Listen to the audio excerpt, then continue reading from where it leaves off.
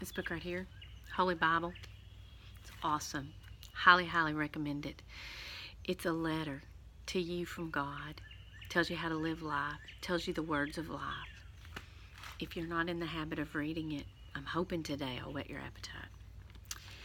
Exodus chapter 16, God is telling us the story of the children of Israel, who are His people, and they had been rescued out of slavery. They'd been in slavery for 400 years.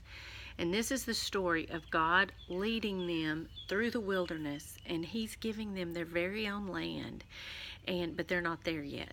And so in this particular part of the story, they're hungry. And so they're like crying out and saying, well, why don't you let us go back to slavery? At least there we had food. So God provides food. And He provides it in the form of manna. And manna is like a type of bread that they didn't even know what it was. That's what manna means. What is it? And they would go outside their tent every day and collect enough just for that day. On Friday, they collected enough for Friday and Saturday because God had given them the gift of the Sabbath to rest. He was teaching them how to live. So cool.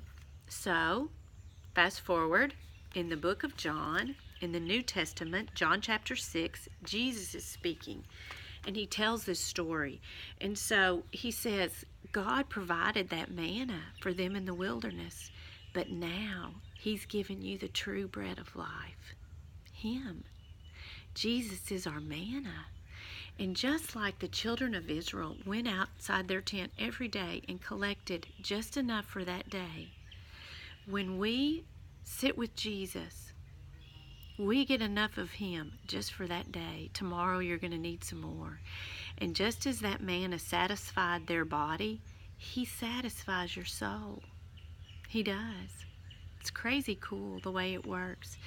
Well, I saw something else I thought was interesting.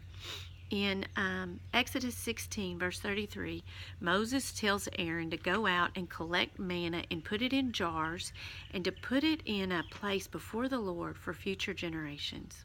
Well, I read that and I was like, well, I'm a future generation. I want some manna. Well, over in Revelation 2:17, it says, Jesus speaking to the church, to everyone who is victorious, I will give some of the manna that has been hidden away in heaven. Guys, this book tells you how to be victorious. Eat from the manna of Jesus every day, and someday we'll get to have some in heaven. I can't wait. Y'all have a good day.